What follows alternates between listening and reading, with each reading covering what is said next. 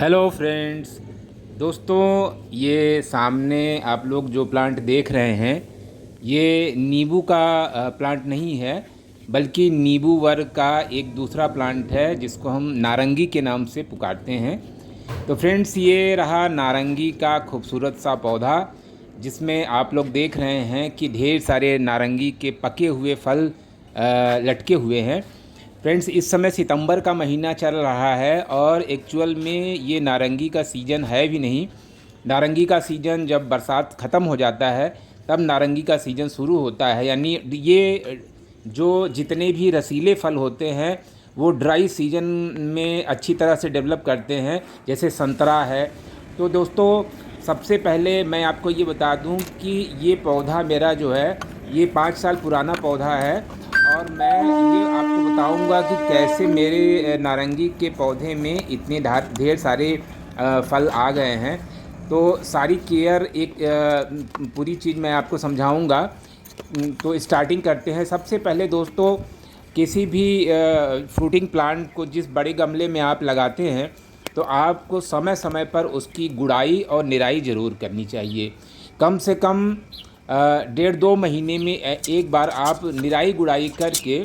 और दोस्तों, ये देखिए मैं क्या डालता हूँ अपने प्लांट में। ये है चने का पानी, यानी घर में जो चना वगैरह भिगोया जाता है, चना चावल या सब्जियों का पानी, ये सारी चीज़ें इनमें दोस्तों जो तत्व होते हैं वो बिल्कुल ओरिजिनल होते हैं और पौधे इनको डायरेक्टली एब्जॉर्ब करते हैं।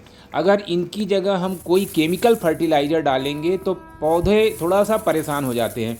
दोस्तों, दूसरी चीज़ आप लोग के सामने है, ये है प्याज और लहसुन के छिलके और केले के बनाना पील के जो सूखे छिलके होते हैं उनको मैंने इकट्ठा करके रखा है।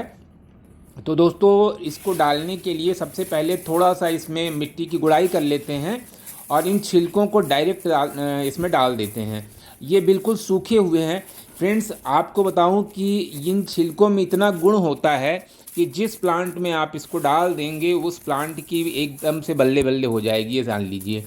तो ये बहुत अच्छा पोटेशियम, फास्फोरस, ये जो दो चीज़ें होती हैं उनके ये बहुत अच्छे स्रोत हैं ये। और इन्हीं के लिए हम डीएपी या एनपीके वगैरह फर्टिलाइज़र डालते हैं। लेकिन इनको अगर आप डालेंगे तो पौधों के लिए ये बिल्कुल फ्रेंडली हैं। और ये देखिए, इन्हीं चीज़ों को बीच बीच में डालने से ये चीज़ें ऐसी हैं कि अगर थोड़ा ज़्यादा भी पड़ जाती हैं तब भी पौधों को कोई भी नुकसान नहीं होता है। तो आप लोग इन चीज़ों को अच्छी तरह से जान लीजिए, समझ लीजिए। फ्रेंड्स, जो बातें मैं अपने नारंगी के लिए बता रहा हूँ वही नींबू वर्ग के जितने भी प्लांट होते हैं उनके लिए बिल्कुल सही हैं। तो आपको एक काम करना ये चाहिए कि ये देखना चाहिए कि जो डालें सूखी हुई हों उन डालों को आप धीरे से किसी कटर की सहायता से या जिस भी तरीके से आप कट कर सकते हैं आप उनको काट दीजिए।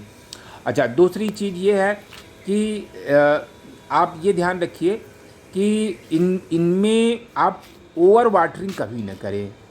ओवर वाटरिंग पौधों के दुश्मन है। ओवर वाटरिंग की वजह से पौधों की जड़ों में फंगस लग जाता है। और ये जो रसीले वर्ग के जितने भी, यानी जिनमें रस होता है, जैसे नींबू है, संतरा है, नारंगी है, यानी जितने भी रस वाले फल होते हैं उनकी मिट्टी को आप कुछ समय तक सूखा बना करके रखिए, तब रिज़ल्ट देखिए। यानी जब एक्सट्रीम सूखी मिट्टी हो जाए तब उसमें आप पानी डालिए। दूसरी चीज़ ये है, फ्रूटिंग प्लांट होने की वजह से आपका पॉट थोड़ा बड़ा होना चाहिए। तो पॉट आपका 25 इंच से बड़ा आप पॉट लें, यानी जिसमें आप लगाएं वो 25 इंच से बड़ा होना चाहिए, क्योंकि फ्रूटिंग प्लांट्स की वजह के लिए थोड़ा सा स्पेस उनकी जड़ों को फैलने के लिए चाहिए। और एक चीज़ और आप नोट करें कि इनके तनों में बरसात के समय में काई लग जाती है। तो इस काई को आप अच्छी तरह से किसी जो सैंड पेपर होता है या किसी भी तरीके से हाथ से रगड़ करके या कपड़े से रगड़ करके आप उसको छुड़ा दें, क्योंकि ये जो काई होती है ये पौधों के लिए नुकसानदायक होती है, किसी भी पौधे के लिए। फ्रेंड्स, आप लोग ये देखिए कि अभी ये सीज़न नहीं है, ये सितंबर का महीना चल रहा है, तब भी मेरे नारंगी के प्लांट में कितने ढेर सारे फ्रूट्स आ गए हैं। और अगर आप इसी पौधे को यानी मेरे इस प्लांट को अगर आप जनवरी फरवरी के महीने में देखेंगे तो आपको पत्तियां नहीं दिखाई देंगी, इस तरह से ये भरा रहता है। उस समय भी मैं वीडियो बना के इसका डालूँगा, आप देखेंगे। तो फ्रेंड्स, इसके लिए जो फर्टिलाइज़र मैंने बताया है वो तो सारे के सारे होममेड फर्टिलाइज़र हैं। और मार्केट से आप कौन से फर्टिलाइज़र डाल सकते हैं, जैसे सरसों की खली जाड़े में डालें, ठंडी के समय में, क्योंकि सरसों की खली की तासीर जो है वो थोड़ा गर्म होती है। तो गर्मी के दिनों में और बरसात के दिनों में इस तरह का यानी सरसों की खली आप न डालें। हाँ, आप बरसात के समय में नीम की खली जो है वो डाल सकते हैं। नीम की खली का पाउडर बना करके आप डाल दें, उनकी जड़ों में बहुत फ़ायदा पहुँचेगा उनको। तो इसके साथ ही साथ अगर थोड़ा सा इसको कैल्शियम की भी ज़रूरत होती है दोस्तों, तो कैल्शियम के लिए आप अंडे के छिलके को पीस करके आप इसमें डाल सकते हैं। लेकिन अगर आप अंडे के छिलकों से परहेज करते हैं तो आप मार्केट से सिंपली जो चाक होता है, एक चाक किसी कोने में, पौधे के कोने में आप दबा दीजिए या पाउडर बना करके उसके किनारे किनारे छिड़क दीजिए। तो आप देखेंगे कि इसमें पूरी कैल्शियम की कमी पूरी हो जाएगी। और कैल्शियम के लिए आपको हमें बिल्कुल 4-5 महीने में सिर्फ एक बार करना होता है दोस्तों।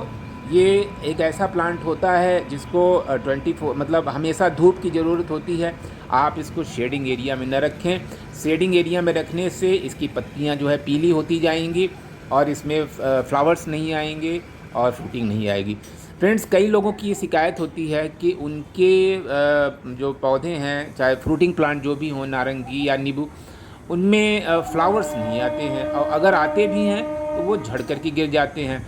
तो दोस्तों, मैं आपको बता दूं कि इसका एकमात्र कारण है ओवर वाटरिंग। अगर आप बहुत ही अपने पौधे से प्यार करते हैं और भरपूर पानी उसमें डाल देते हैं कि आपका पौधा बड़ा खुश हो जाएगा, तो एक्चुअल में इस तरह से ओवर वाटरिंग कर देने से आपका प्लांट नाराज़ हो जाता है और उसमें फ्लावर्स आने के बाद वो गिर जाते हैं, और फ्लावर्स गिर जाएगा तो फिर फ्रूटिंग नहीं हो पाएगी।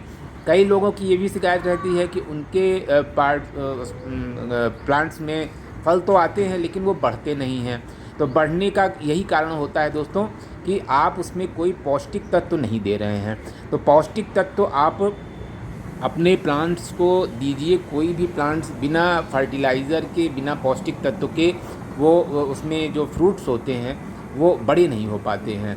इसके साथ ही साथ पोटास जो ऐसी चीज़ होती है जो किसी भी प्लांट की जड़ों को केयर करती है, और अगर हमारा जड़ जो है अच्छी तरह से केयर्ड रहेगा तो हमारा पूरा पौधा जो है वो स्ट्रेंथ यानी ताकतवर रहेगा। तो दोस्तों, पोटास जो है, अगर आप चाहें तो मार्केट से पोटास थोड़ा सा ले आ करके और 3 महीने में सिर्फ 1 चम्मच पौधे के किनारे किनारे आप डाल सकते हैं।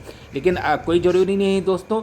अगर आप पोटास नहीं डालना चाहें तो सिर्फ केले का छिलका, ये मैं आपको बता दूं, केले का छिलका आपका वही काम करेगा और बल्कि उससे अच्छी तरह से काम करता है, और ये पौधों के लिए बिल्कुल फ्रेंडली होता है। लेकिन जब भी आप डालें तो या तो उसका लिक्विड फर्टिलाइज़र बना के डालें, या जैसा कि अभी आपने देखा है कि उसको सुखा करके, यानी जब वो सूख जाता है तब आप उसको धीरे से मिट्टी का थोड़ा सा गुड़ाई करके उसको इसी तरह से दबा दें, जैसे कि अभी हमने आपको दबा करके इस तरह से दिखाया है।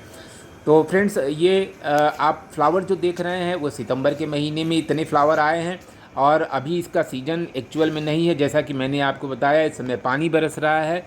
जब बरसात का समय रहता है तो ये रस वाले जितने भी जैसे संतरा है, ये नारंगी है, ये छोटे छोटे, अगर इसमें इंक्रीज़ करना है तो इसको सूखा मौसम चाहिए। यानी जब ड्राई सीजन आ जाएगा, तो जब बरसात ख़त्म हो जाएगी तब इनके फल भी बड़े बड़े होंगे। और ये हमारा जो ये वाला प्लांट आप लोग देख रहे हैं, ये तो 12 महीने ये फ्रूटिंग देता रहता है। थोड़ा जो है जो बहुत तेज़ गर्मी पड़ती है, तो तेज़ गर्मी में क्या होता है कि पौधों के ऊपर असर होता है, और ये इतना बड़ा प्लांट है कि मैं इसको इधर उधर रख भी नहीं सकता हूँ। तो इसको मैं अपने टेरेस पर ही रखता हूँ, चाहे जितनी भी गर्मी पड़ती रहे। लेकिन तेज़ गर्मी, लू और एक्सट्रीम ठंडी से इस पौधे को बचाना चाहिए। फ्रेंड्स, इसमें कीड़े जो है कभी कभी जो है आ जाते हैं, जैसे मकड़ी अपना जाला बना लेती है, या मिली बग, या और भी जो कीड़े होते हैं, जैसे वो तितली नाम का एक कीड़ा होता है, तो उसके जो लार्वा होते हैं वो इसमें पड़ जाते हैं। तो इन सब के लिए आप नीम ऑयल का प्रयोग करें और किसी भी चीज़ का इस्तेमाल न करें। वैसे भी नारंगी में इस तरह की प्रॉब्लम कम ही हो पाती है। तो दोस्तों, आशा करता हूँ कि ये वीडियो आपको इन्फॉर्मेटिव लगा होगा, और अगर आपको ये वीडियो पसंद आया हो तो प्लीज़ इसे लाइक और शेयर करें और मेरे चैनल को सब्सक्राइब करें। तो दोस्तों, देखने के लिए थैंक्स फॉर वॉचिंग।